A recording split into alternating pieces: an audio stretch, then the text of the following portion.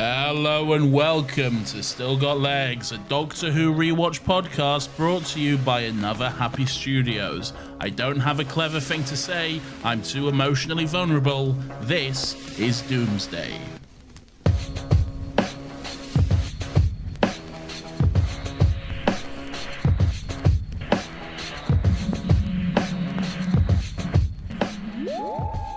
Stop dancing! I can never stop. Every week, man, he's getting more and more outrageous as well. You're swinging your arms in the air. Hello, everyone. Welcome to Still Got Legs, the only Doctor Who podcast in the world. My name's Nathan. I'm the main host. I'm joined by Lawrence, the lesser host. And here we are. And he dances, and it does my head in. It's not like a big flamboyant thing. I'm doing a hula hoop. It's a traditional big flamboyant dance thing. No, it's a big flamboyant thing. Yeah, but it's a traditional move. The hula. What tradition? The tradition of dance. That's not a tradition. It's one of mine. Who are you to tell me otherwise? Well, talk me through this tradition then. I do the hula. When? This is when you do the theme. It's as simple as it gets. Well, no, that's just made up. No, it's not, because I've been doing it for a couple of weeks now. If it wasn't a tradition, Lawrence, how would you know to tell me to stop? Up. Today we're here to talk about Doomsday, the finale of Series 2 of Doctor Who. As I said, it's called Doomsday. It's written once again by Russell T Davies, directed by Graham Harper, the same writing-directing duo as last week, which makes sense as it is a two-parter. Yes. And it's a very sad time. It's a very sad time. I went in thinking I was emotionally prepared, and I was wrong. Yeah. I went in thinking, I've seen this plenty of times before. I'm fine. I don't need to prepare anything or get myself ready in any emotional capacity.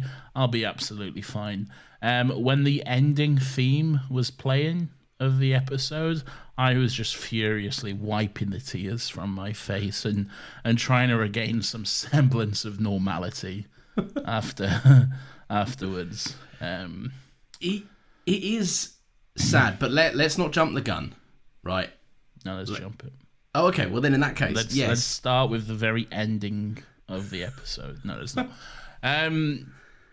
Yeah, please continue. Well, I was going to say it was a cliffhanger from last week. We are still waiting to find out how Rose is dying. Okay. Because Rose is still, on paper, dying, as far as we know. Okay. Well, the Daleks are here, so... They are. They are here. And they're threatening, and I was spooked. All right. Well, it's a spooky opening, isn't it?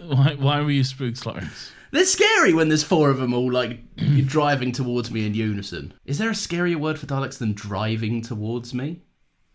Gliding. That is more ominous, yeah. Yeah. The slow glide. Drifting. Now I'm just picturing one just speeding round a corner. Look, you may have been scared, but Rose certainly wasn't. Straight away, she was like, nah, fuck this. I know you cunts are. I'm not scared of you. The Daleks. See? I know you are. You're just a bunch of little prigs. I've killed your dad. Yeah, and that's what I'm saying. She comes into it I've done this, man. You're four. I've handled a million. Yeah. I ain't even stressed.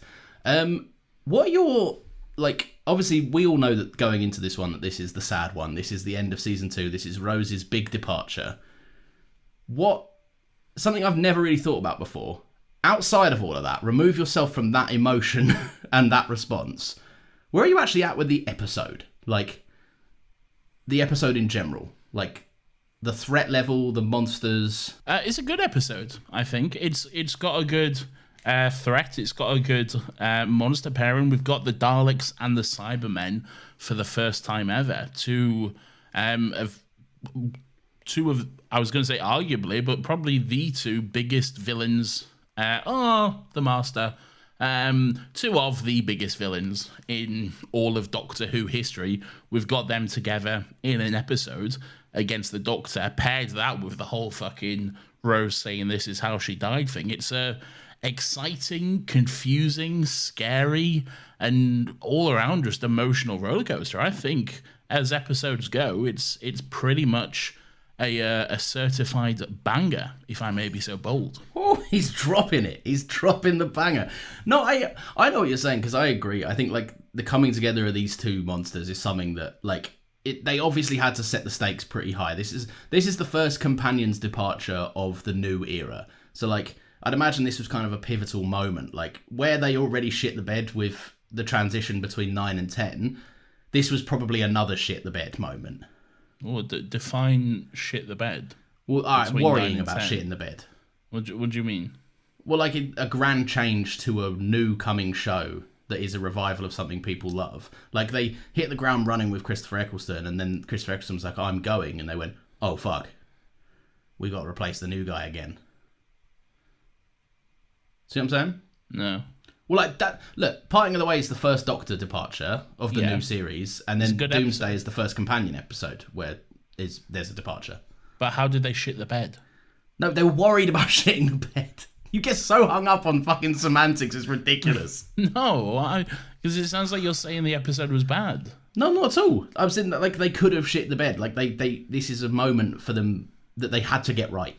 Okay. For the show's future, it was something they needed to kind of get done correctly, and that will go even more so in terms of like introducing the next one. But no, I like ultimately I think like it nails all of that stuff. But as there's the big sass off, which we'll get to.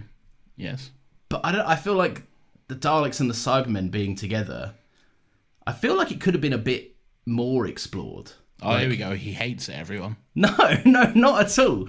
But like, just in the sense of like, you don't get much of it. You get like a war where there's not much being said, where they're just in a warehouse shooting at each other. And then like you get the sass off, which is obviously kind of everyone's go-to moment for these two monsters interacting.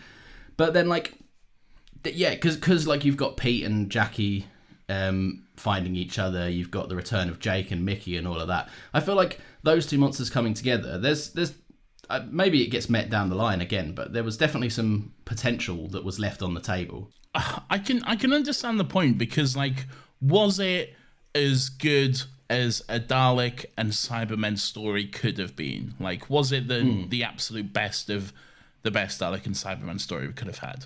No, it wasn't. They didn't, there wasn't a huge lot of like cooperation, interaction between the two monsters and that sort of stuff. I get that. But I feel like in an episode which is already like a wrap up to a companion as well, I would worry about doing too much. Yeah. Sort of thing. I feel like if it wasn't like a companion departure episode, then maybe there would be the space for like a more, shall we say, ambitious story with the Daleks and the Cybermen. I think for what the episode is, it does the job that's needed. Yeah, I think.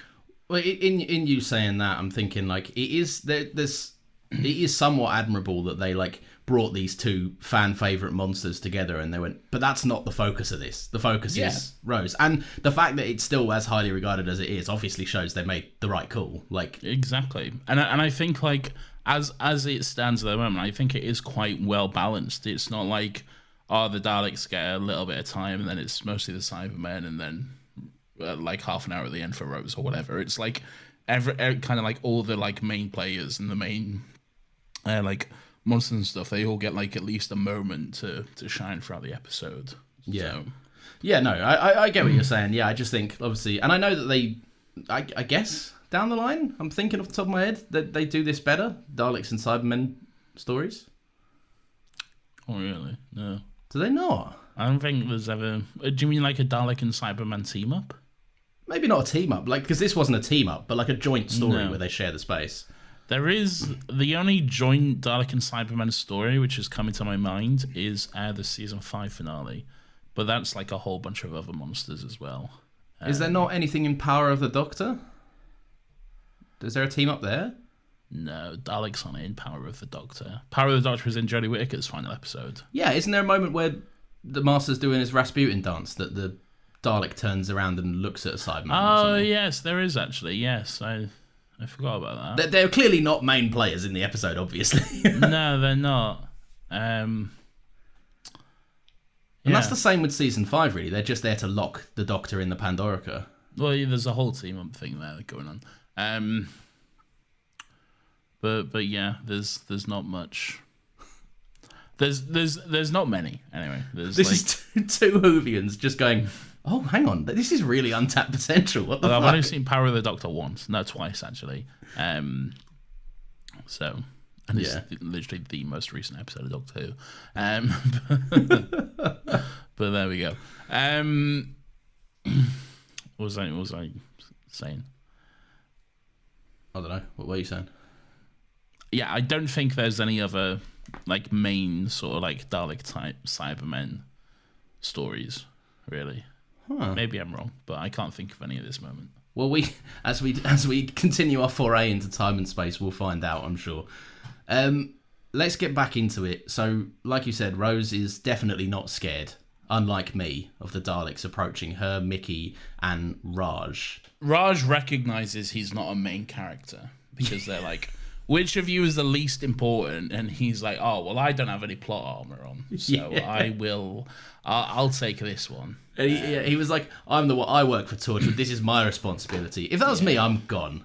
Yeah, I'm out the door, mate. Or I'd be like, I'd listen to what Rose said and be like, Time War, yeah, I know loads about the Time War. This girl's bluffing, or this guy's bluffing. Take them instead. I reckon you get shot straight away. Well, no, Raj did. Show you're working, because Raj didn't get shot straight away. Yeah, but he didn't try to bluff him like you did, though. Oh, yeah, they could probably sense bullshit, can't they? They'd have the Dalek lie detector like 3000 or whatever. They'd be like, his elevated heart rate shows that he is lying. Oh, but I'm not. And they go, oh, yeah. Oh, fair one, mate. I'd swindle them. I'd do them. I'd bluff them out. I'm sure you would. But Raj does not bluff them out. He very much gets sucked to death. They use their plungers to extract brainwaves. Yes. Whatever that means. I tell you what, the line, Rose says you didn't need to kill him, and then one of the Daleks turns around and is like, neither did we need him alive. I'm like, that's pretty cold. I have that's exactly what my note says.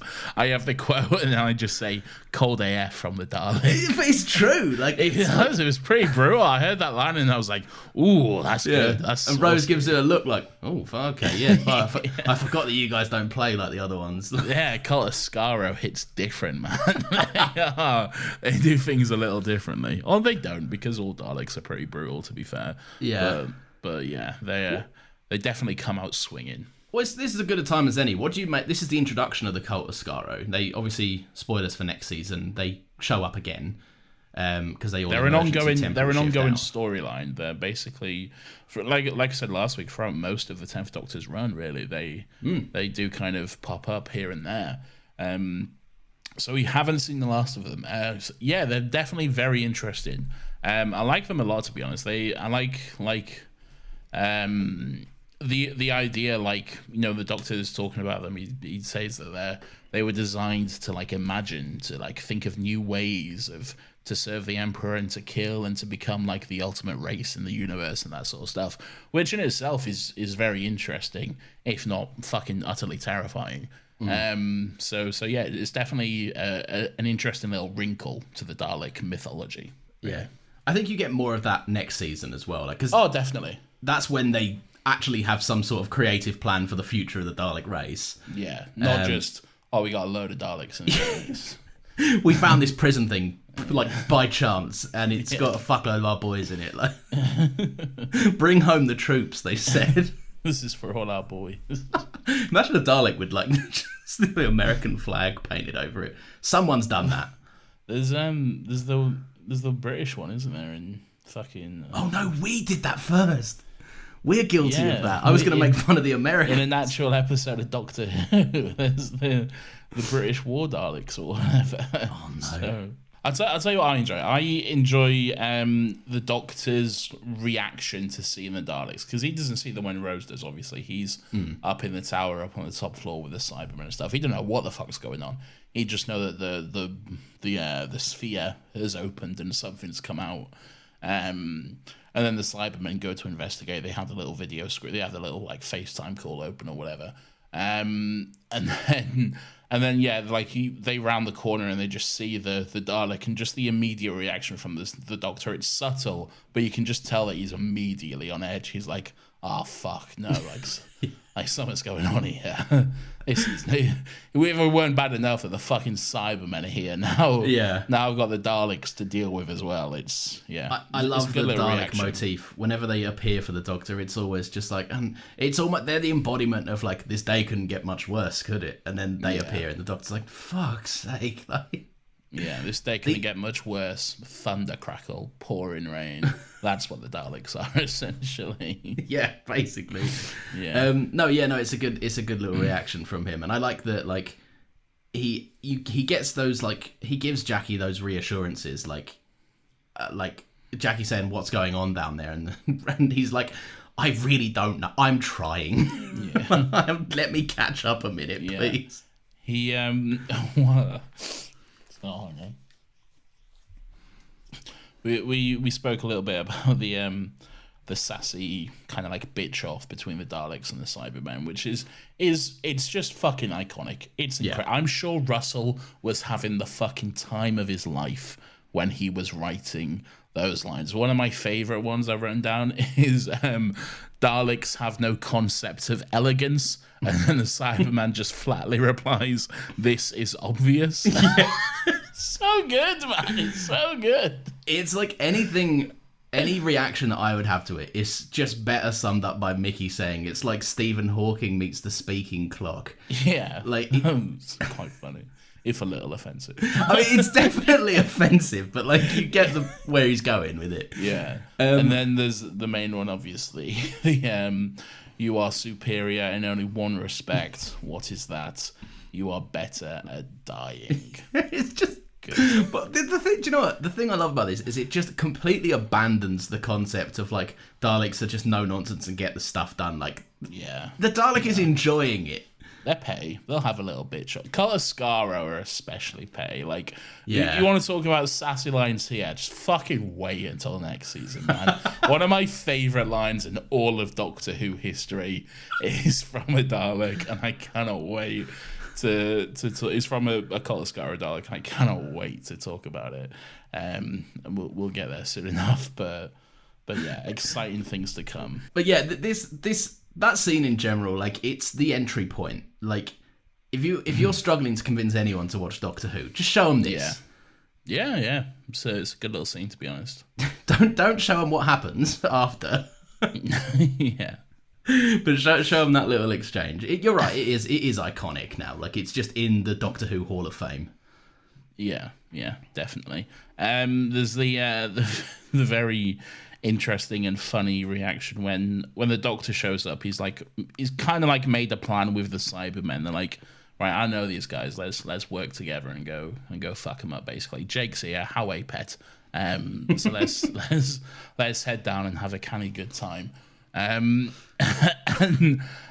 when he shows up, the Daleks are like, the female's heartbeat is accelerated. She recognized him, and Mickey's like, yeah, fucking tell me about it.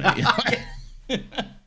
I've got a note on them too. Like, they're just, it's nice to see them like dicking around. Like, obviously they're in a high stress scenario, but like this is kind of the only time in their history where like they've done it now. They've broken up. They're officially done. But then you get them in this. Shut up with the face. I know, but just I'm talking about this moment in time. For the record, I have a note on it later, but I do think they are also fully broken. I don't think there's anything later in the episode that directly says they're together. So. Okay, all right, good. Thank God. Sooner or later they needed to call it a day. But no, this is kind of the only opportunity we get to see like just how they'd be as mates. Like, Mickey is a different character when he's confident and just cracking a few zingers around Rose instead of being like, I love you, Rose. Come on, let's go home or something. He is a lot more confident. He's having more fun, I guess. He does seem all the better for it, really. It is interesting, following on from my conversation last week about Rose having no real reaction to seeing Mickey show up again. It's interesting that when she sees the Doctor again, who she saw roughly 20 minutes ago, she has more of a reaction to seeing him again. The female's heart rate has increased. I guess that tells you everything you need to know. But yeah, I mean, like, there we go. it's just there in black and white, isn't it? Like, if anyone had any doubts. Yeah. Were there any, like, Mickey and Rose shippers? It's too early for ships, wasn't it, really? Oh, fuck no, man. Shipping's been a thing for, like, hundreds of years. But it wasn't called shipping, but... Back when they were actually on ships. Yeah. But it's been around. To be honest, I don't... No, I don't think there was. There's always going to be some. There's always some, like, fucking rare pair shippers who will go for it. But no, everyone was mostly 10 Rose because, or Dr. Rose because. Fair. That's. I mean, yeah, it's the emotional. Yeah. Like, because, it's the obvious pair. Yeah, because of the story that is presented to us. All right. Well, while this is all going on and everyone's gallivanting downstairs, there's a bit of cutting back and forth. So we'll just catch up with Jackie and Yvonne have been kind of dealt the shit hand, and they are on their way to be upgraded. Yeah. Doctor doesn't really do fuck all. Like, to be honest, like Jackie could have fully died. And the Doctor really didn't do shit about it, to be honest. Like, Jackie gets away, but it's nothing to do with the Doctor. Yeah. Really. And when you figure out what he is doing, he's just swanning about downstairs, like, monologuing. Yeah. It's like, true. Bring Jackie. Yeah. She might not be of any use to you, but at least she's not going to be dead. I feel like he could have, like, at least told the Cybermen that, like, he needs Jackie or something. Fuck Yvonne, she can go, but, like... Is that where you're at with Yvonne? Yeah, fuck her. She caused all this. I mean, she did, and I've got to know about this. Now I'm curious to get your take, right? And also, like, I'm with my Queen Jackie. She's like, fucking, you did this, you and your Torchwood. Fuck you, you bitch. I'm with Jackie. Is that genuinely your stance? Like, your... I feel like you're gonna fucking trick me into getting cancelled for some reason. Yeah, but no. I've just got like a. It does the. We spoke about this last week. There's the Cyberman noise. There's the snip, snip, snip, snip. Oh yeah. All of that stuff behind the white curtain, whatever. Yeah. Yvonne is walking into it, and Jackie hasn't finished laying into her. Like, maybe let the last thing she ever experiences in this life not be, you did this, you bitch. I'm with Jackie. I'm with her. Like, if it wasn't for Yvonne and her meddling, her arrogance, I guess, and she wasn't to know about the Cybermen, I guess, but like she was still pushing things with the ghosts and everything. And look, it's not easy to pin all of this on one person. I understand that. She's the head of Torchwood, and I feel like she needs to take the brunt of the responsibility, though. So I would argue she takes it. Like, I would argue she takes it more responsibility. Yeah. I feel like she tries to redeem herself a little bit, and I have questions about how that works. But so do I, and I think that there's no amount of speculation that will answer those questions. No, there's no answer to those questions. It's maybe Yanto has the answers in Torchwood. Well, maybe. But there we go. What would you do if we had that exact scene with Yvonne where she comes out and she goes, I did my duty for Queen and country, and she starts crying technological tears or whatever the fuck, but she's dressed in sexy Cyberman outfit because she's half converted? I'd hate her even more. You'd be cheering on for Jackie. Yeah, I would. Yeah, I'm always cheering on for Jackie. Jackie does, like, she gets out of it, like you said, nothing to do with the Doctor, but in something that I feel like most people would be capable of. It's just the Cybermen get talking. Yeah. And she's like, I'm off out the fucking fire exit. They're just having a chinwag. They don't know what's going on, mate. They're just like, the boss is dead, so I'm now the boss, I guess. Let me just download the boss into me for a second. And then Jackie's like, right, fucking see you later, lads. I'm off, boys. The thing that I was struck with is they don't have a reaction. They don't, like, go, or, like, see her go, or, like, sharply turn or anything. Jackie just leaves, and they're like, I will be the new Cyber. Like, they don't give a fuck. No, I don't think they see her leave, but... Yeah, but that's... I mean, I guess there's no peripheral vision there, is there? No. Do we ever see a Cyberman POV? Don't think so. Can't think of it off the top of my head. No, nor can I. I think we'll see a Cybermat POV, but I don't think we ever see a Cyberman POV. Interesting. Okay. Yeah. Maybe I'm wrong. Off the top of my head, I don't know. Or off the top of my head, I think not. Anyway, we are jumping a little bit around all over the point here, but yeah, Jake, like you said, Jake is back. Hawaii. Hawaii. A proper canny bloke he is. Yeah. So he's fresh off the toon and he's jumped in to London. I am very sorry to our listeners in the Newcastle area. They know what they're like. They're fine. They know what they're like. All right. They're all like Jake. Jake's a hero. I saw a clip on Twitter earlier. It's very funny. I think it's from Geordie Shore or something. But it's someone from that show, Geordie Shore, just been like, Faresha Roshi, while you eat, lads. Do you want a Faresha Roshi while you eat? Mate, have you ever watched Geordie Shore? Like, my sisters used to watch it a lot, and when I still lived at home, and I was like 18, 19 or whatever, so I was at that age where like, oh, fucking reality TV, oh, it's pointless, well, I'm not watching this. But then I'd always be like, there's the side eye at the team. Just like, I sat there with my arms crossed, looking at my phone, but then my eyes would just be like looking up at the TV. Like, David's like, this is so stupid, but like, just so I can really assess how stupid it is, who's going out with who, what's that? And he's kissing who? That's well out of order. No, mate, that is home to one of my favourite, just heinous fucking lines ever spoken out loud, which was, I grill more birds than George Foreman. Was that in our thing? In our Come Die With Me piece? I think it might have been, yeah. Yeah. I grill more birds than George Foreman. Awful. That means nothing to no one, but whatever. Anyway, Jake is here. What are you saying about Jake? So he's brought his big yellow dimension hopper, parallel world jumper thing. Yeah. Which obviously plays a massive fucking part. But in the meantime, they're here to explain, kind of, to really just give us the exposition, catch us up as to why these ghosts are now Cybermen, how they're here. And because as far as we know, Mickey and Jake are just in a van in Paris killing them. But no, we got a whole team now. They got a whole fucking SWAT team. It's been 3 years since we last saw Mickey.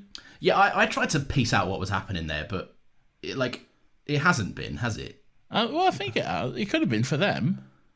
The parallel world doesn't run.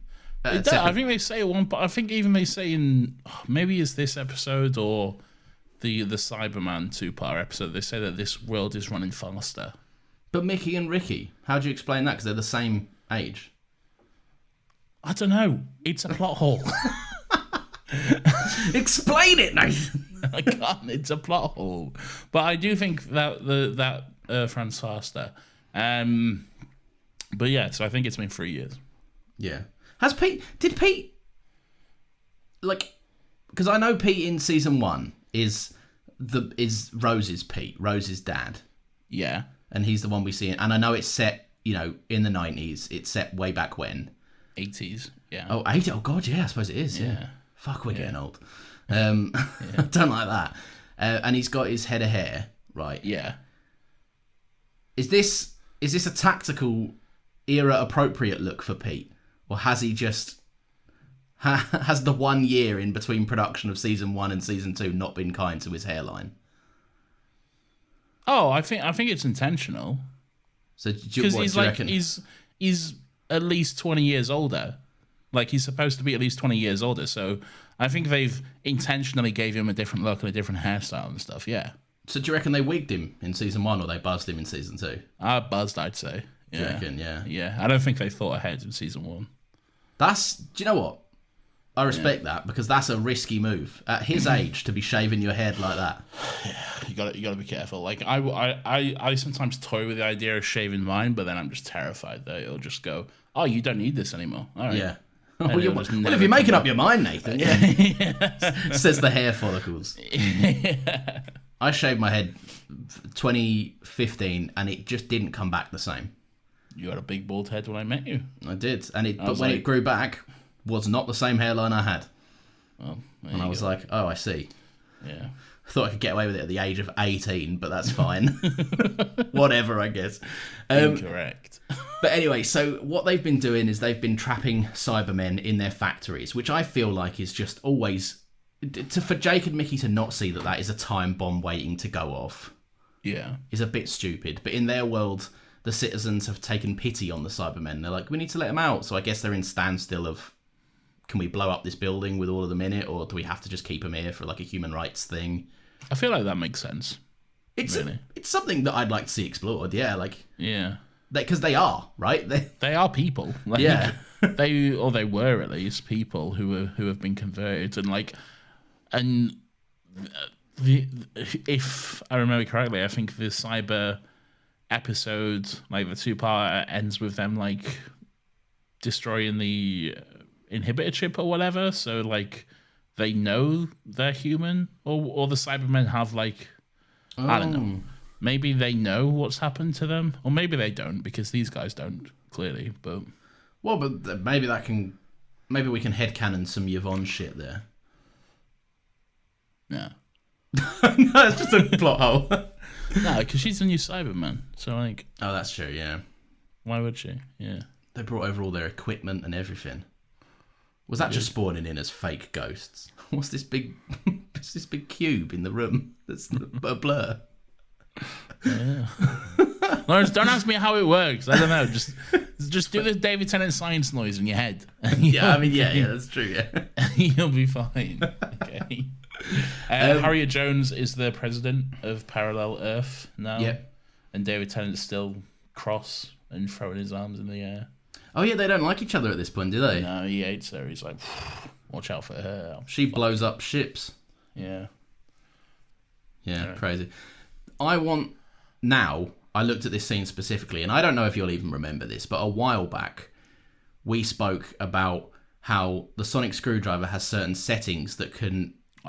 We spoke about this scene specifically. We did. Yeah, I'm glad you remember. Yeah, I remember. Lawrence, I remember. Never question my memory. Okay, Lawrence. Well, to catch people up that maybe didn't hear that episode or can't remember, because I didn't even expect one host to.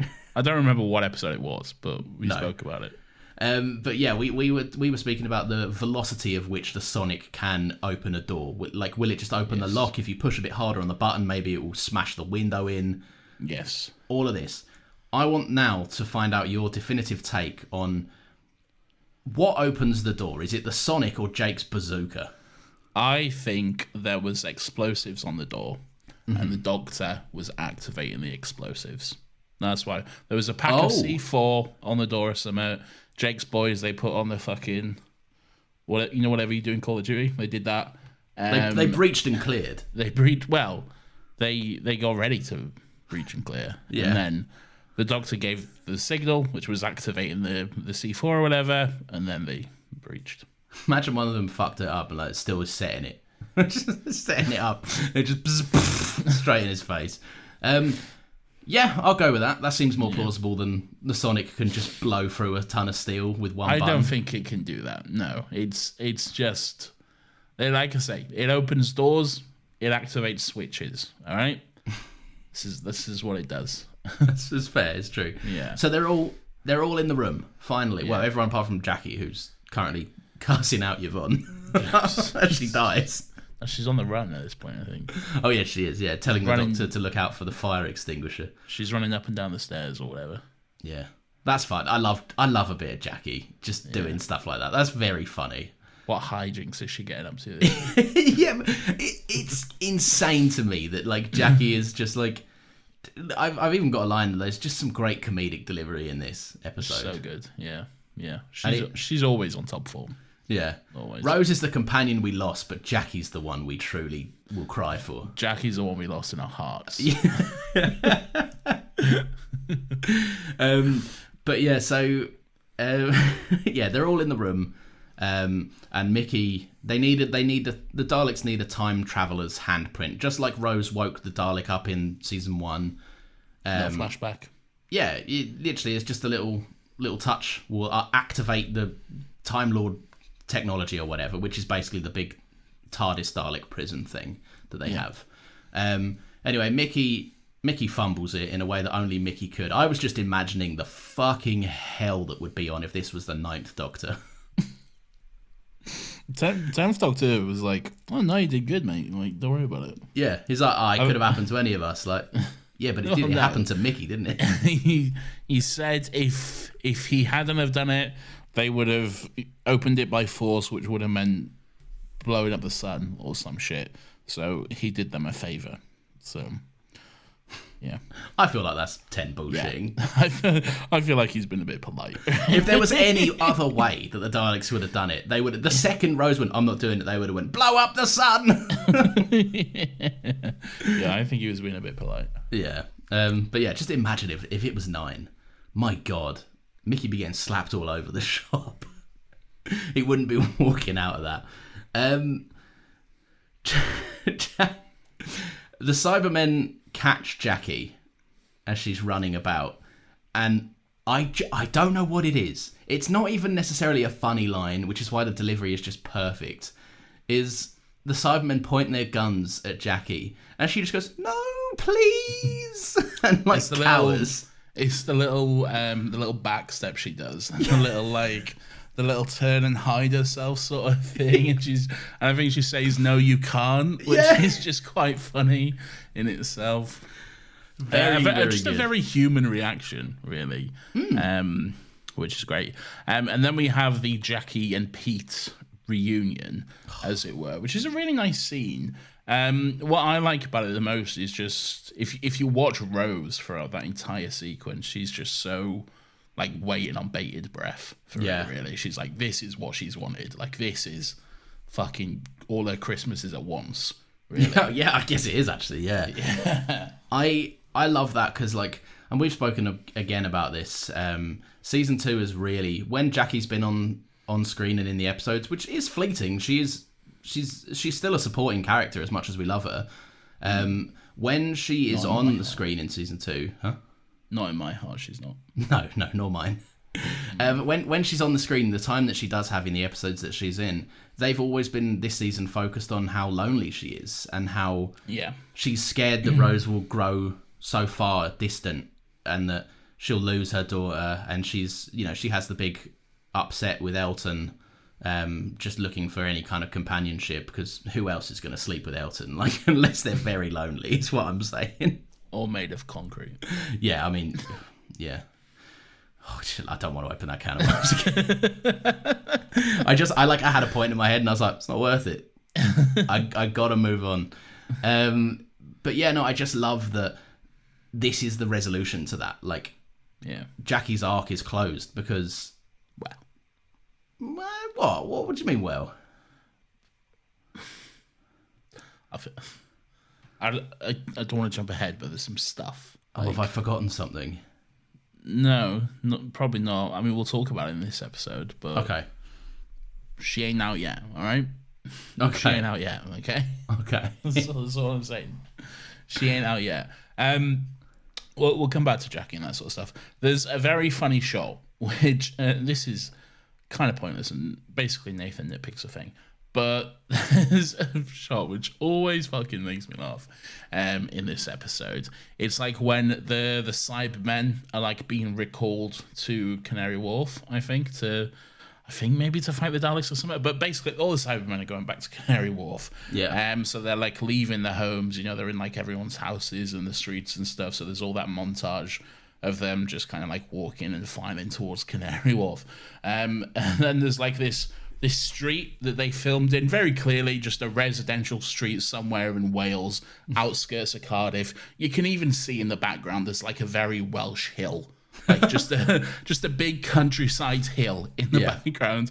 But then we see the other side of the street and there's just the fucking Canary Wharf building just superimposed like 5 feet behind the houses in the background. And it's just so funny to me, man. It's just this show keeps doing everything it can to convince me it's shot in London, and I know it's not, but it keeps trying. crying. I will never underestimate your ability to pick out an issue with the London skyline. I love it so much. It's funny to me. It is. It's just very funny. I mean, yeah, look, they were working with what they were given. There was a hill. We saw the hill. It's in the same street. We know that doesn't exist next to Canary Wharf. Exactly. I'm wondering if you noticed a face that Mickey pulls at a certain conversation. Maybe. So, Jackie and Pete are talking about their, and you never remarried, no. And then Jackie says, there was never anyone else. And for some reason, we don't cut to Pete's reaction to that. We cut to Mickey, who smirks, looks to the side, and then realises everyone else is taking this seriously, so then pulls a serious face. And it's such a fleeting moment, but it's there, like, essentially Mickey's like, it's not what I heard around the estate. Oh, right, okay, I see. I couldn't believe it, like, genuinely. If you watch back the scene, you'll see his face, and it's there for a reason. It's telling. You think Mickey's out here saying that Jackie belongs to the street? I think that is what Mickey's implying.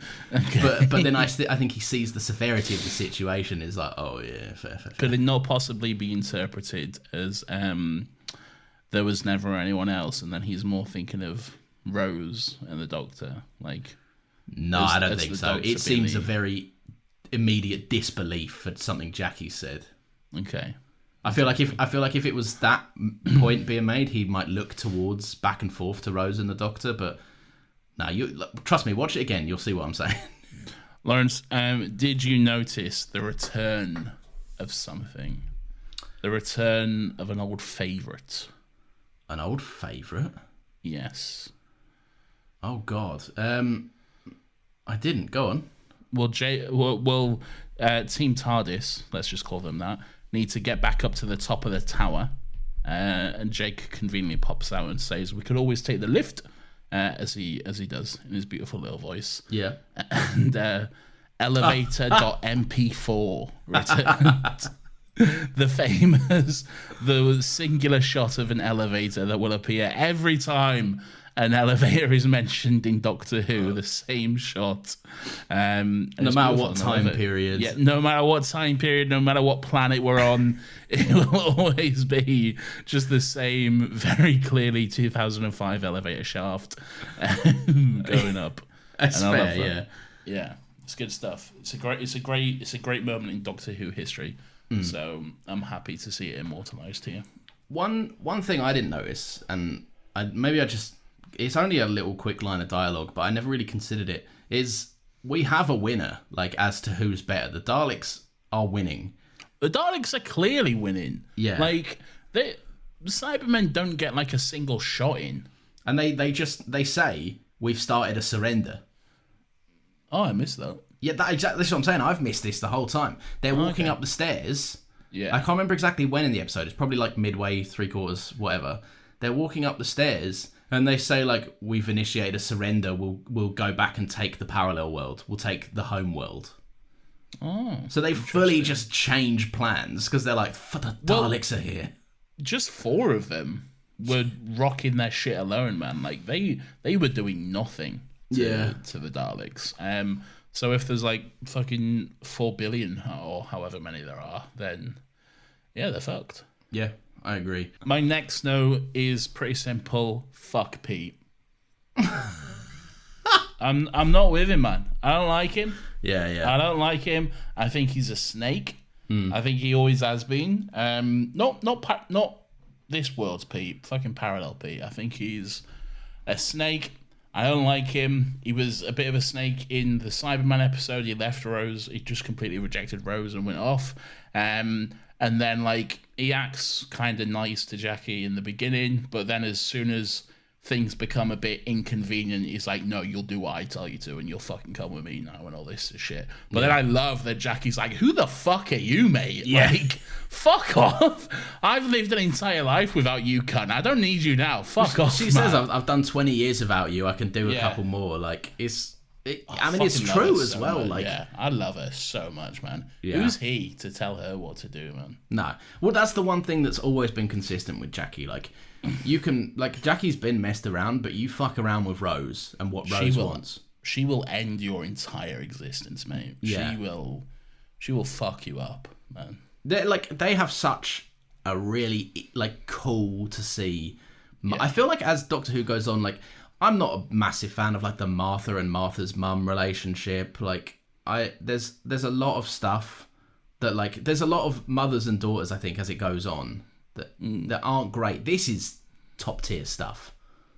This is good stuff. Yeah. Yeah. Pete's out here, peating and receding. Peating and receding. So the 10th Doctor, he kind of has to be a bit of a prick as well. He has to be a bit heartless and kind of act like he doesn't give a fuck that he's sending Rose off to a parallel Earth. I think everyone watching knows that's an act, and he's just doing that because if he spends a single second thinking about it, he'll be like, no, okay, yeah, stay, because, like, he's weak. Yeah. Especially when it comes to Rose. Yeah, I think there's two things going on. One is exactly what you just said, and the other is, like, I have to play this down because if she asks questions, she's smart enough to work this out. Yeah, exactly. And if she works this out, then she'll stay, and that's putting her in harm's way. Yeah. And in danger. Yeah, no, he has to, like you say, he has to be. Pete's just a prick, but, like, the Doctor has to be a bit of a prick. Yeah, Pete's looking out for himself, I think. The Doctor is purely looking out for them, really. And it's like, you see as well, like, when they do go and the Doctor's kind of just standing there, and I know Rose comes straight back again, but, like, in that moment, that look on his face, man, like, and it cuts to a wide, and he's just, all of his mates were just in this room, they're all gone, and he is like, it really dawns on you, like, oh, he's got no one without her. Yeah.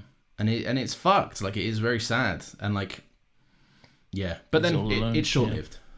Yeah. It is short-lived because she comes straight back. She's like, fuck you, I'm off back. I'll press this button again. Yeah. And she's back. The Doctor's like, they take half an hour to charge. No. Fuck's sake. Yeah. Go on then, ask your silly little question. Hang on, Pete's doesn't take fucking half an hour to charge back, does it? You found a spare one in Torchwood. That's convenient, isn't it? Yeah. Jake's like, Hawaii, I have 2 of these. Yeah, so right, the important question I have to ask you, Nathan, and I think everyone wants our answers to this. So consider that the Doctor is Shake and Rose is Shiver. Now we will split these names. Which would you take? Which would I take? Who is Shiver and Shake? I have no idea. Okay. So I feel like we should know the parameters before we decide. I agree, and I'm basing this entirely off the Doctor. The Doctor's goes, oh, I'm Shake. Well, then I'm Shake. I feel like it's the Batman and Robin. Like, you want to be the Batman in the scenario. Not me. Do you not? I'd want to be Robin. Well, then you can be Shiver, and I'll be Shake. No, Shake's Robin. Well, is the Doctor Robin? Yeah. We've overcomplicated this. Robin's the coolest one out of the two. I don't necessarily disagree, but I don't know. If you're listening and you know who Shiver and Shake are, tweet us at StillGotLegsPod. Let us know which one of us fits the moniker better. Who is Shiver and who is Shake, and then we will discuss. Great. I've got a little note. Go on then. The stupid little cartoony levers are so silly. And silly, aren't they? They're just silly designs. Why? Big levers that go online, locked. They're silly. Yeah, I guess. I just think they're silly. Like, they're fun. They're a bit campy, silly fun. Yeah. And I appreciate them. I like how they speak. I like how, for some reason, clicking them in twice means that they're locked. Yeah. Which I can get amongst, because you can double lock a car with 2 clicks. Like, yeah. I get amongst it. I just think they're very silly. They're big stereotypical end of the world levers. Yeah. I don't know. It's just campy Doctor Who, isn't it? Yeah.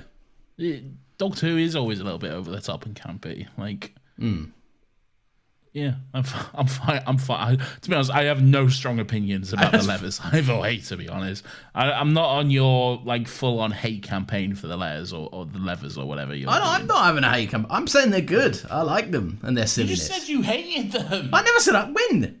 You literally just said you hated them. Editing Nathan, rewind the tape. I don't hate them. I think they're silly and fun, is what I said. I'm pretty sure you just said you hate the cartoon levers. I did not. I never said I hate them. Promise you. Well, either you or I have Alzheimer's then, because I would bet like £100 that you just said that. And you know what? I don't care at this point. Whatever. But I'm sure you did. But whatever. Yeah. So anyway, they activate them. The Doctor's got these two big clamps that go to the wall, and they can hold on to because they've all got void stuff, which means if you've crossed to the parallel world, it will pull you in. Yeah. Bit of a just a bit gimmicky and a bit convenient, but whatever. They begin the process. I really like the Daleks just whizzing about, getting smashed through the window, and they're all going, ah. I do enjoy the little scream. Yeah. They do just a little, ah. They're just flying up through.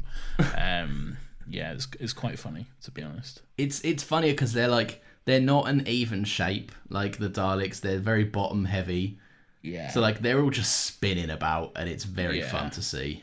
It is very fun. I enjoy it quite a lot. Things goes wrong. The levers, which you hate or don't hate, depending on what you said, started to malfunction, and then Rose has to fix hers. Great moment of drama, really. Just a great fucking tension moment where she's just hanging on for dear life, and we know she said she died. Something's gonna get fucked up. Something's gonna go wrong. Is this the moment?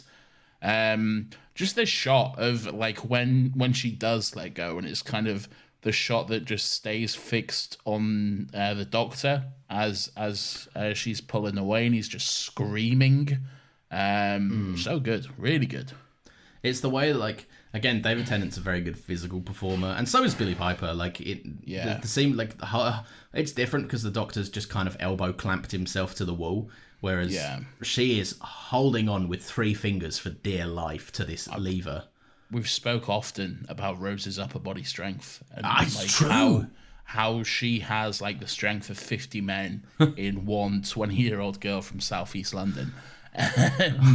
And like... This podcast's favourite gymnast. She will always be our favourite gymnast. But she just didn't have a strong enough grip on the lever this time. She couldn't support herself. And also, there was a massive fucking void.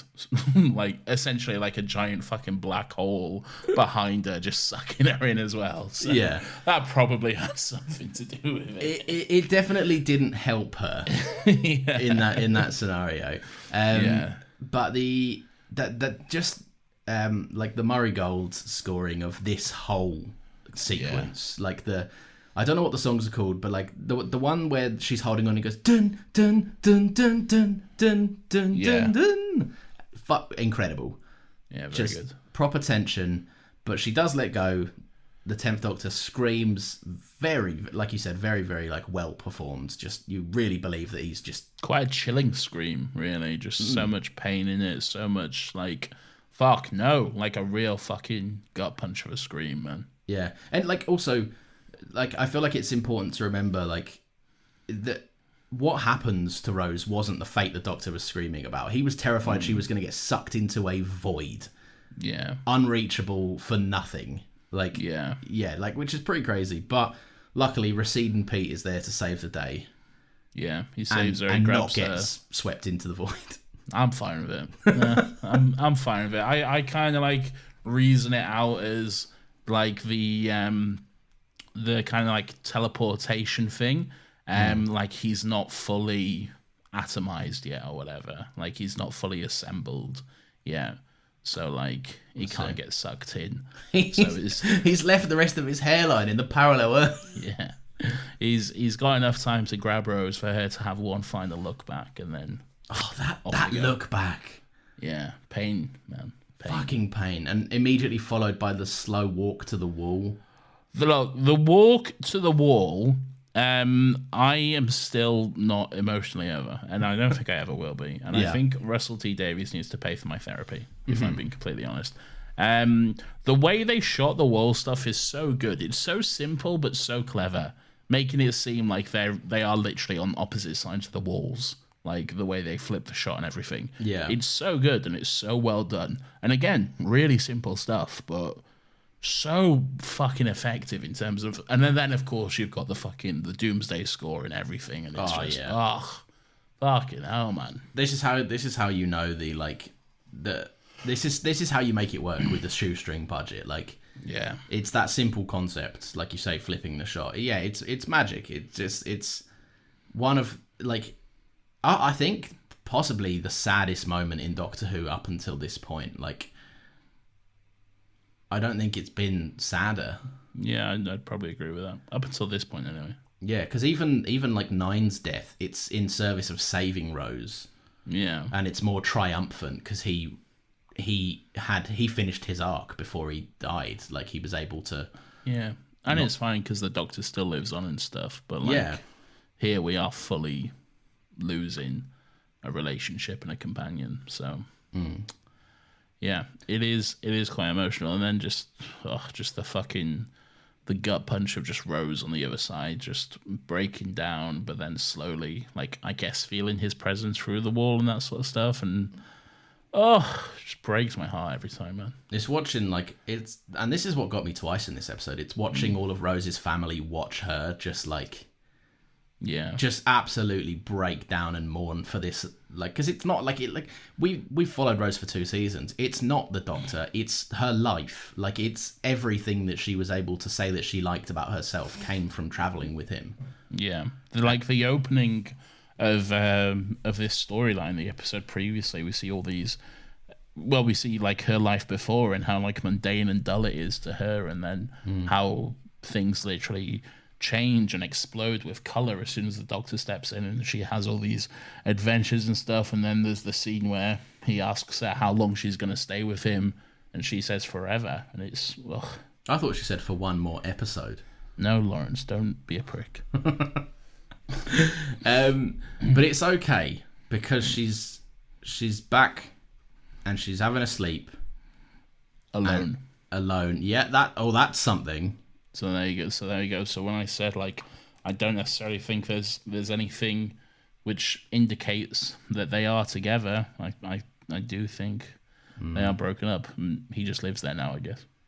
So whereabouts? Whose house is this then? Did we ever find out? It's Pete's house, isn't it? Is it Pete's house? Because Pete's got the mansion that got smashed in. That is the mansion. Is that the mansion? Yeah. Did you not see it from the outside? Oh, I must have missed it. Was it really the mansion? Yeah, it's the same one. Oh, fair play. But yeah, so yeah, sleeping alone. She wakes up, much like you did the other day, immediately thinking of the most important person in their life. I'm alluding to Nathan. Nathan had a dream that I had a second wedding, and he was texting me about it. Great. Well, that's for no one. It is for me. Okay, great. Yeah, she wakes up. The Doctor is doing some ADR and is going Rose into a microphone. Oh, yeah. What do you want him to do? No, nothing. It's just funny. So they drive to, was it Norway? Norway. But, I mean, it's Cardiff Beach, but yeah. Oh, but yes, we've never left Cardiff. No. We've travelled to a parallel Earth and it's still in Cardiff. Where'd they find a spare mansion in Cardiff? You've never been to Wales, and it's very evident. Oh, really? Yeah, there is some fucking money in Wales, man. I've been to Wales once. Have you? Yeah, very fleeting. I was there for one day. Well, there you go. Yeah, and I didn't see any mansions, so I'm right. I lived there for 2 years. I feel like I got a better sense of it. Okay, I'm sure you did. All right. But yeah, so anyway, the whole point is that Rose follows the signal. Can you imagine how hard it would be driving across multiple countries following only a voice? A voice in someone else's head. Oh yeah, because Rose isn't driving. Yeah. Pete's like, what? Hang on, what? It's over there. Wait, no, it's over there. Oh, for fuck's sake. I'm like, Doctor, could you please at least just give us directions? Just give us a fucking map reference or something, mate. Just please. Drop a pin on Google Maps or something. Yeah, look at that truck. Pete can follow specific coordinates. Yeah, drop a coordinate. You'll get there. Yeah. Imagine a world where Rose doesn't wake up to the Doctor going, Rose. She wakes up to 3.2177. I reckon she could figure that out. Yeah, I mean, I would. Yeah, you'd have to get a pen quickly and write it down, wouldn't you? You would have figured that out. I'd put it into Google Maps and let that figure it out. You wouldn't even know to put it into Google Maps. You'd be like, what are these numbers? Oh, I guess I'll never know. So Rose gets to the beach, and then this is the moment. This is just the get ready to have fucking your entire life destroyed. Killed me. Genuinely killed me. Yeah. The goodbye, the famous goodbye on the beach. The burning up a sun to say goodbye is extremely sad. I just like that you kind of you see Ten kind of keep it together, but he's not. And when it cuts to just 100%. the moment he's projecting himself standing in the beach. Yeah. But when it cuts to the reality of that he's just on his own in the TARDIS, and it's just oh fuck. Yeah. That's rough. Yeah. Billie Piper is on top form in this scene. She is fucking phenomenal, man.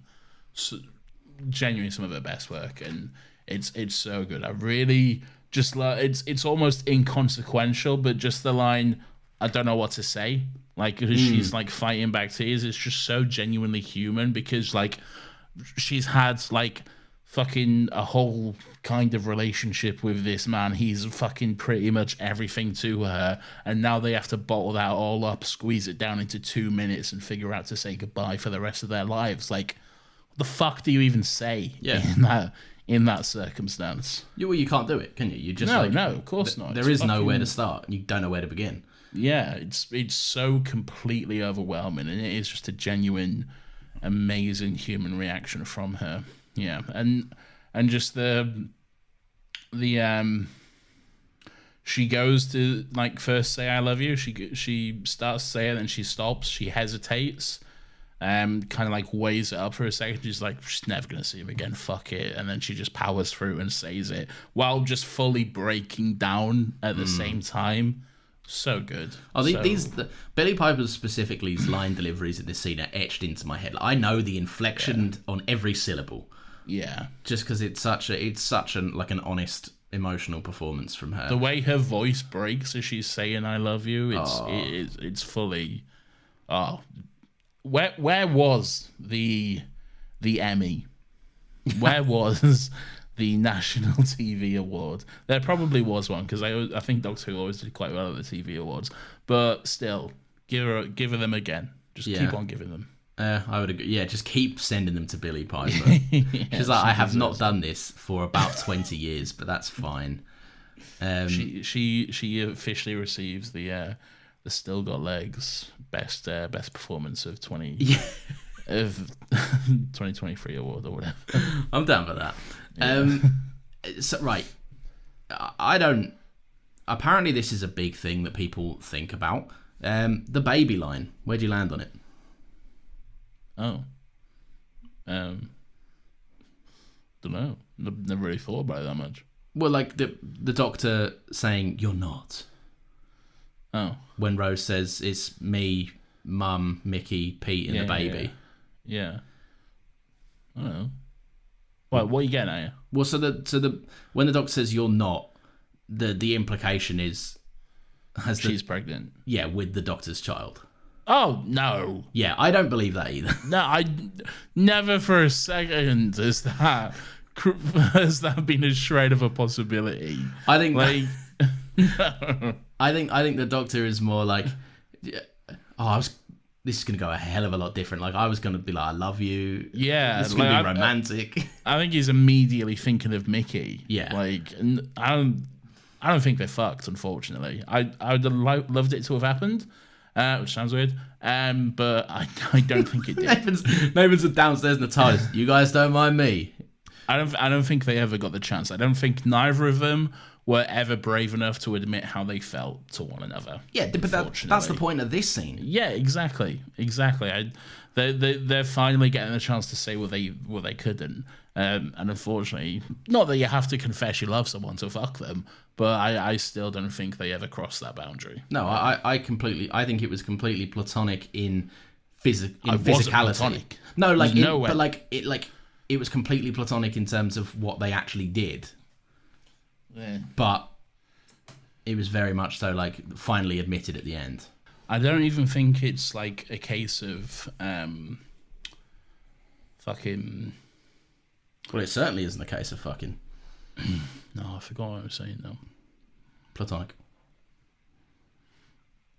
Yeah, I don't necessarily think they're even physically platonic. I feel like it's that thing of like crossing little boundaries, but never quite admitting to it. Yeah, if that makes sense. Never quite talking about it. Like I feel like they'll probably hold hands and they'll hug each other for longer than they probably should, and there'll be lingering touches here and there. I don't think it'll ever be kisses or anything like that, but I just feel like physically there'll be. It was like both of them laying the groundwork down and terrified the other one might realise it. Yeah, pretty much. That's the way I see things, which makes things even more emotional, really. Yeah. I'm so sad for them. And then, of course, she says she loves him, obviously, and then he's clearly getting ready to say it too, but never gets the chance. He just Rose Tyler, and then he fades away, and it's, oh my God. Why, Russell? Why? Why did you do this to me? I'll tell you what, it was never... That moment is tragic. Yeah. I have always, and today was no exception, I have always been more... This is the moment that always gets me and actually makes me cry, rather than just be like, this is tragically sad, is the moment Rose turns around and Jackie just sprints to her. Yeah. That moment has always just fucked me up. Like, I don't know, it's just something of like... Jackie's been told repeatedly that she would have chose a life with the Doctor over a life with her, and like, but it has never once like altered the way that they care for each other, and Jackie will still always be her mother and is always there. And there's probably a small part of Jackie that is like, I have my daughter and I have a life with my daughter again, but her heart just absolutely bleeds for knowing that that's not what Rose wanted for herself and her life, and it fucks me up big time. I feel like that's even being touched upon, because that literally happened in the fucking series 1 finale. Like, Rose was back. She had Rose back in her life, and they even had like a falling out about it at first, but then when it came to it, Jackie stepped up and she helped her get back to the Doctor, because she knew how important it was to Rose. She knew how much that meant to her. Yeah. And this time she can't help. There's nothing to do. Yeah. There's nothing she can do except be a mother, really. Yeah. Times 2, because she's got a baby. She does have a baby on the way. Pete wasted no fucking time, did he? No, straight in there, man. I miss my wife, he said. Okay. Do we ever get a hint about that baby? Because like, Rose obviously comes back. We're like, it is mentioned again. Yes. What do they call it? Didn't they say it? Didn't they say Tyler? Oh, in this episode? No, they didn't. No. Yeah, no. Tony. Tyler. Maybe. It is definitely Tony. I remember now. They called it Doctor. Oh, wow. Yeah, that's it. And then Catherine Tate shows up. Catherine Tate's there. The Doctor says, what? Yeah. And everyone cheers. And Doctor Who will return at Christmas, and so will we. We'll see you guys at Christmas. It's Christmas next week, everyone. All right, you better hit that button while we're still hot and popping. Weirdo of the Week!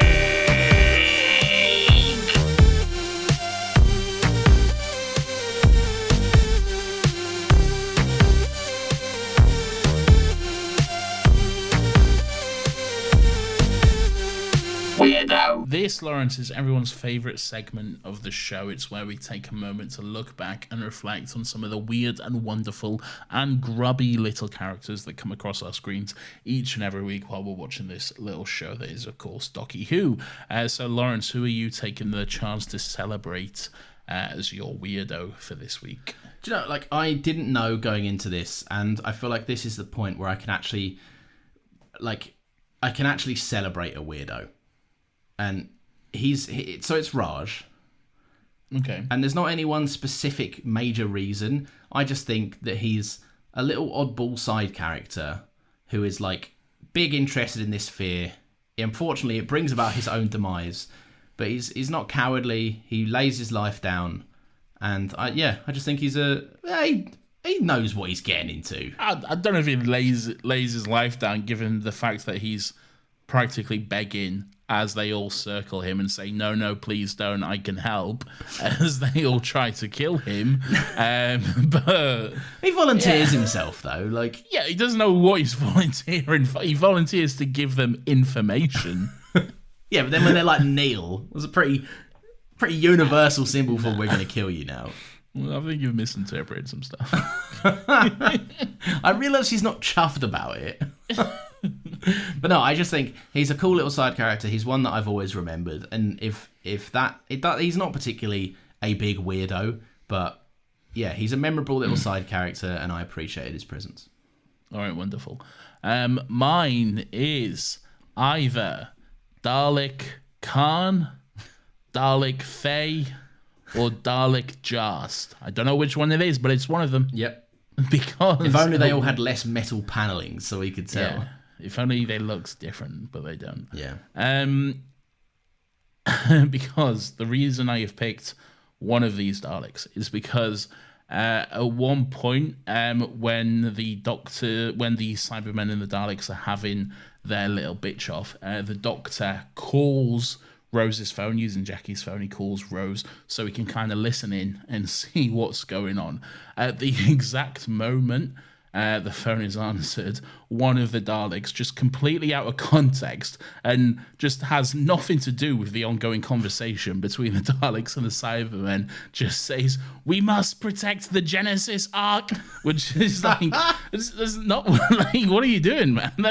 You just randomly give away this exposition as to their whole plan, but like no one asked them that. Like the Cybermen and Daleks are talking about something completely different. Just out of nowhere, they just go, "We need to protect this thing. Oh, this is our big thing that we're all here to protect." So the Doctor could hear it, right? Yeah, just so the Doctor can figure out what's going on.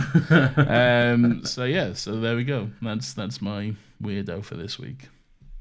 That's fair. Yeah, I mean that actually checks out. Yeah. Very, very good. Well, no. Shut up, Lawrence, because before you try to wrap up this show, oh gosh, I see you on your fucking trying to sneak off. Just to end the show. Yes. I tweeted out, Lawrence, about an hour before we started recording, for any thoughts on Doomsday. I should have tweeted this out earlier. I do apologise. I retweeted it to try and give it a boost into the ether. I noticed, thank you. And I think that did help, to be honest. But I'll definitely tweet this out much earlier next week. And I think we might do this going forward because it's pretty fun. Yeah. But yeah, just tweet it out if anyone has any thoughts on Doomsday. Just what do you think? Let us know. So much as we did last week, we have another 3 tweets coming in. So first one here is from at Bouncy David Smith. This episode essentially ruins the real queen of Doctor Who, Martha. Never got a fair shot as Ten was hung up on Rose for almost the entirety of her time on the TARDIS, which is true. Yeah. He felt like he closed off. He felt like he closed off for fear of falling for someone again and didn't get back to being mates until Donna. Justice for Martha. I think that's a fair point, to be honest. Ten is quite mopey throughout a lot of season 3. He is, and he is also unfairly pushing a lot of that onto Martha. Yeah, I think he is. There's a lot of stuff between Martha and the Doctor is the Doctor basically being like, you're not Rose. Like, yeah, I think that's earlier on. It's never as like out egregious as that. It's never as in your face as that, but it's kind of like, oh, Rose, I miss Rose just all the time. There's a lot, especially earlier on. The Doctor's like, I said you can come in the TARDIS one time. Yeah. I only take Rose on trips. But I also think the flip side to that, and Martha does realise this at the end of the show, I think, like, irrespective of Rose being there or not, I don't think Ten ever had a thing for Martha. Like, no, I don't think so either. Yeah. But... And that's not just because he was terrified of opening himself up again. Like, I don't think you ever got a whiff of romantic potential from Ten. I don't think David's necessarily saying that, though. He kind of, like, ruined the chance of being, like, good friends, like him and Donna was as well. Oh, I see. Okay, yeah. Because he was too hung up on stuff. Really. They were mates. They were were mates. Not like Donna. Yeah, Donna's like the ultimate, like, best mate, but, like, yeah, I feel like Ten was a little harsh on Martha for a lot of, but we'll talk in the coming weeks. Yeah, and Martha is arguably the companion that ate the most shit for him as well. Yes, I cannot wait to discuss season 3. I have a lot of thoughts. This one is from @TalkingPixPod. The good people Brian and David. Do you think we will ever get an actual Dalek/Cyberman team up? Maybe an upgraded Dalek or Cybermen with the round thing? So this kind of leads off what you were saying earlier in the episode. So what are your thoughts on that? I'd love to fucking see it. I don't know so much about them merging together. Because it could be interesting. It could be interesting, and like design wise, I'm sure it'd be a very iconic and immediately good and cool thing for everyone to get behind. But I also think, like, I really like the ideology differences between Daleks and Cybermen. The Cybermen are like, we can fix you, and the Daleks are like, you're fucked beyond repair and we're going to kill you all. Yeah. So I don't see them ever coming together, but I would love, like I said earlier in the episode, I'd love the idea of more shared time to explore anything about that, how that would work. Yeah, they're definitely very much an interesting villain combination. Yeah. And like I say, while they do have different ideologies, they are still quite similar. Like, they just want to kill everyone. Yeah, basically. And then also seeing themselves as like the ultimate version of what everyone should be. So yeah, interesting stuff. And then this final one is from @UnstuckOwl, Skate God himself. I still remember loading up the Doctor Who website after the episode and crying like a baby when the Doomsday rolled in after the episode aired. My teenage brain was unable to handle this level of loss. Hard same. I used to love the Doctor Who website. I remember it would always like update and refresh after every episode. Okay. Like it would stay like in theme with the episode and stuff. And I think on this one there was just kind of like a big sort of tribute to Rose, which was very emotional, very much tugging at the heartstrings. So yeah, quite an emotional time. I don't think I ever I used the BBC Trailer Maker a lot, but I don't think I ever.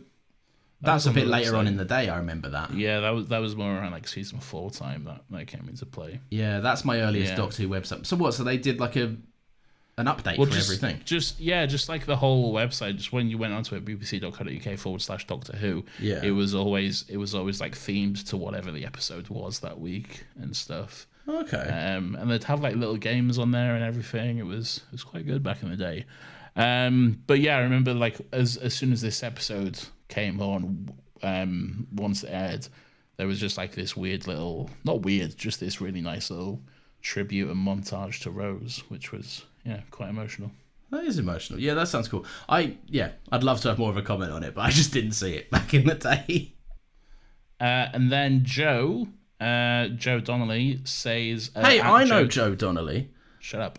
At Joe Donners says, one of the best finales to the show in my opinion, and it's the first real heartbreak I felt watching the show. Murray Gold is also an absolute slay in this one. Thank you, Joe. I mean, those are facts. I'm pretty sure we said that, right? We have... Yeah, this I think I said it earlier, this is the saddest the show has been up until this point. Like, Yeah. it is objectively just like the worst fucking thing to have happened to the Doctor in the revival run. It's pretty brutal, and it is always sad to say goodbye to a companion, and we are saying goodbye to Rose for now. For now. For now. But this is like her official departure. This is like, as a mainstay companion, this is Rose done. So there we are. Yeah, wrap this bitch up, Lawrence. Also, we will be doing some more tweets each week, and I will put out the tweet earlier. So thank you for everyone who did reply, even though you had like an hour's notice. I very much appreciate it. There will be more time to do so next week. So 4 tweets, the power of the Still Got Legs Twitter. Or maybe we'll be on Threads as well. Yeah. That launches at the time of recording tomorrow. So I'm holding off to see. I'm gonna get Threads and secure my @. Well, you'll have Threads. You already have it. It's the same as your Instagram. Fuck off, really? Yeah, because it's Instagram, isn't it? Is it not going to be like Facebook is Instagram? No. Because it's using your like Instagram information for it. Yeah. So whatever your @ is on Instagram, that's going to be your Threads. Oh, I mean that's fine, but I like them separate. Well, they are separate, but like. Oh, so it will like just take my account over. No, it's a separate app. Oh yeah, that's fine then. Yeah, I'm fine with that. Yeah. Fine, Mark. I'll use your silly little app. I'm trying to get my hands on the highly coveted Blue Sky invite. Mate, same.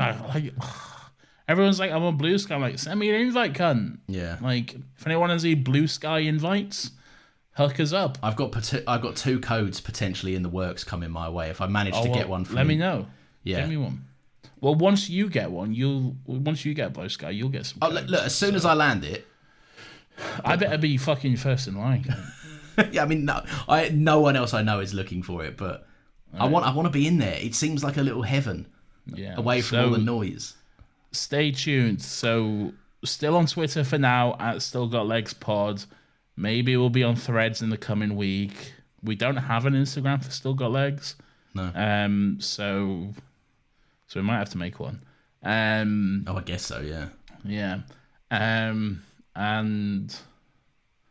maybe Blue Sky at some point. That's in like 6 months. Yeah. when it launches or like yeah. official. I don't know what the fuck's going on over there. I just know that they tell me I can't be part of it and I want to be.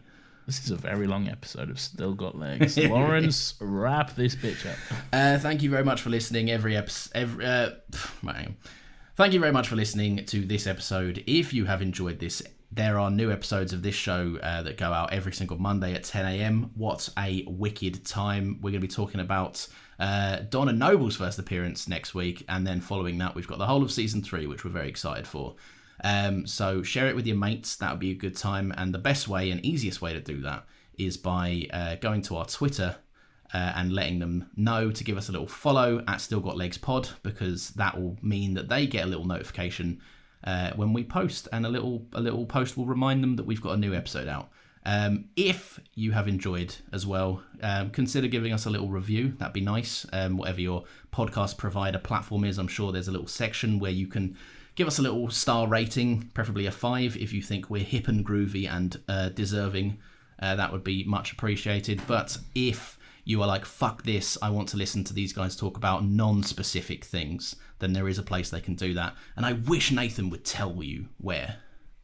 I won't. And sometimes you don't get your dreams, right? Sometimes wishes don't come true. Welcome to the real world. We have another podcast called Another Happy Pod. You can follow us on Twitter at Another Happy Pod. Episodes come out every single Friday at 10 a.m. The same shit I just said. Go listen. It's good fun. We just spoke about we just spoke about Blade Runner 2049, and we had a guest on, and the guest was very fun and very cool and very swag. Yeah, we'll see you next week for... What's the episode called? The Runaway Bride.